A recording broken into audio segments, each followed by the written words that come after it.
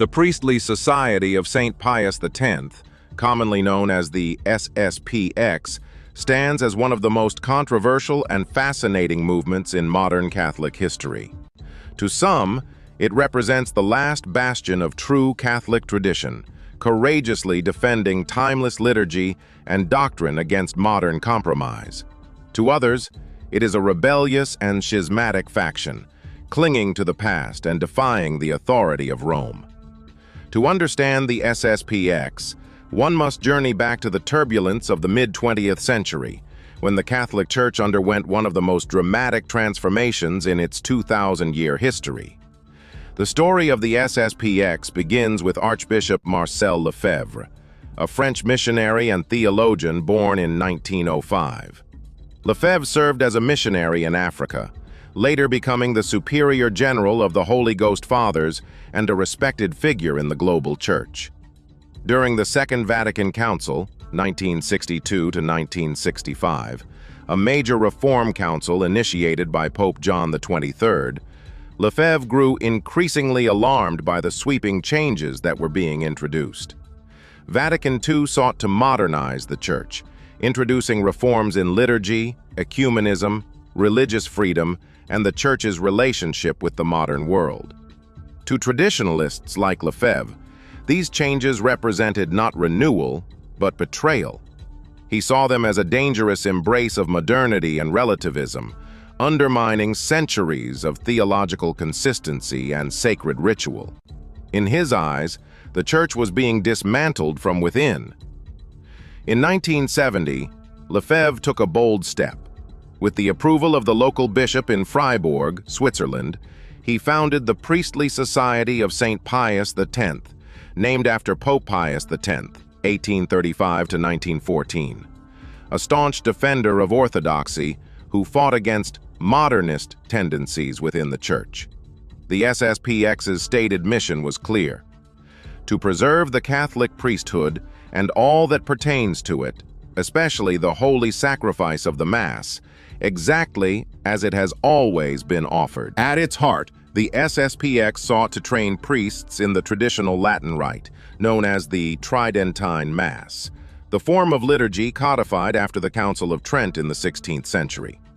The new post-Vatican II Mass, known as the Novus Ordo, was seen by Lefebvre and his followers as a radical break from sacred tradition, one that diluted the sense of mystery, reverence, and sacrifice central to Catholic worship.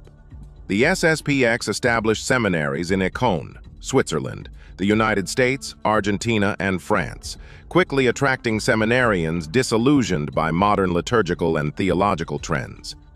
Within a decade, it became a global network of priests, brothers, and lay supporters united by one mission: to resist the modern errors creeping into the Church. As the SSPX grew, so did tensions with the Vatican. Initially, Rome tolerated Lefebvre's movement, viewing it as a conservative reaction to rapid change. But as Lefebvre's rhetoric hardened, the Church's patience waned.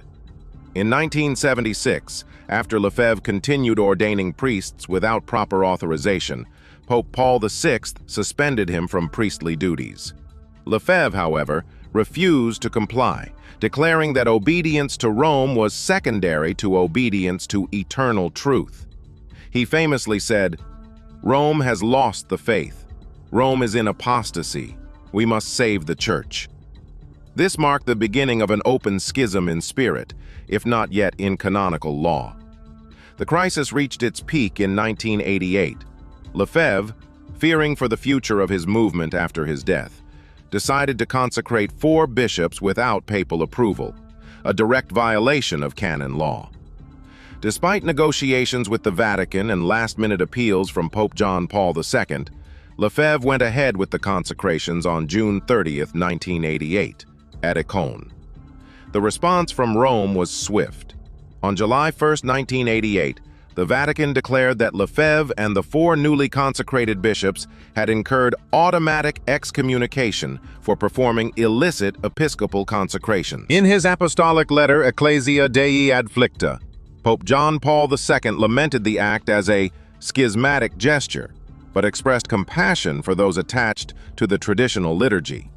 To preserve unity, he established a new organization, the Priestly Fraternity of St. Peter, FSSP, for clergy who wanted to celebrate the traditional Latin Mass in full communion with Rome.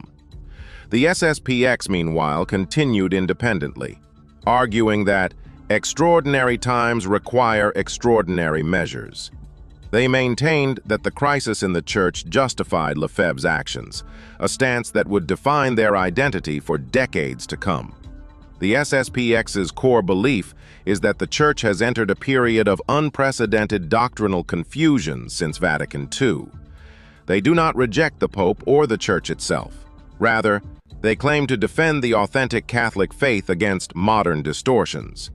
Key positions include: the SSPX exclusively celebrates the Tridentine Mass, rejecting the Novus Ordo as a Protestantized liturgy that diminishes the sacrificial nature of the Eucharist. The SSPX argues that Vatican II's teachings on religious freedom and dialogue with other religions contradict earlier church doctrine. They maintain that Catholicism is the one true faith, and all error must be opposed, not tolerated. Following Pope Pius X's condemnations of modernism, they view contemporary theology, moral relativism, and secular humanism as grave threats to the faith. The SSPX strictly upholds traditional Catholic teachings on sexuality, marriage, and family. They oppose feminism, abortion, contraception, and what they see as moral permissiveness in modern culture. While they recognize the Pope as the legitimate successor of St. Peter, they often claim that modern popes have deviated from true Catholic teaching. Their motto echoes the tension: "We are not against Rome. We are against the modernist Rome." Seminaries within the SSPX are known for their rigorous training, strict discipline, and intellectual orthodoxy. Priests are taught Latin, Thomistic philosophy, and traditional theology, a sharp contrast to the often more flexible education in mainstream Catholic seminaries. Their parishes, known as chapels, operate in dozens of countries. The faithful who attend SSPX masses often describe them as deeply reverent, silent, and solemn, emphasizing mystery over community participation. Women often wear veils, and congregants kneel to receive communion on the tongue. Confession and traditional devotions like the Rosary and Benediction are strongly emphasized. The SSPX has not escaped controversy. Critics accuse it of fostering disobedience, promoting anti-Semitic ideas among some clergy, and harboring conspiracy theories about Vatican infiltration. The Society denies institutional anti-Semitism, but acknowledges that some members have made unacceptable statements. More broadly, its rigid worldview has drawn accusations of cult-like behavior and authoritarian leadership. In some cases, SSPX bishops and priests have been involved in abuse scandals, which have tarnished its reputation, though these are not unique to the SSPX and have also plagued mainstream Catholic institutions. Despite decades of separation, there have been multiple efforts to heal the rift between the SSPX and the Vatican. 2007, Pope Benedict XVI issued Summorum Pontificum, granting all priests the right to celebrate the traditional Latin Mass. This was widely seen as a gesture toward reconciliation. 2009, the Vatican lifted the excommunications of the 4 bishops consecrated by Lefebvre, though the Society remained without canonical status. 2015 to 2017, Pope Francis extended faculties for SSPX priests to validly hear confessions and perform marriages, an unprecedented step toward normalization. However, full reconciliation remains elusive. The SSPX continues to insist that Vatican II contains doctrinal errors that must be corrected, while Rome maintains that acceptance of the Council is non-negotiable. Today, the SSPX has an estimated 700 priests, 200 seminarians, and hundreds of chapels and schools across more than 60 countries. Its headquarters remain in Menzingen, Switzerland. It operates a parallel network of seminaries, convents, and schools dedicated to traditional Catholic life. Many young Catholics, disillusioned by the perceived moral laxity and modernism of the post-Vatican II Church, are drawn to the SSPX's clarity, beauty, and countercultural identity. However, tensions persist. Some Catholics see the SSPX as a prophetic voice calling for restoration. Others view it as a wound in the unity of the Church. Its relationship with the Vatican remains a delicate balance, neither fully inside nor completely outside. Half a century after its founding, the priestly society of Saint Pius X remains both a symbol of resistance and a source of division. It stands as a living reminder of the deep fractures that Vatican II exposed within Catholicism, between tradition and progress, obedience and conscience, continuity and change. Whether history will vindicate Archbishop Lefebvre as a defender of the true faith or condemn him as a rebel against unity is still uncertain. But one thing is clear: the SSPX continues to embody a question that haunts the modern Church. How far can one go in defending tradition before breaking communion with authority?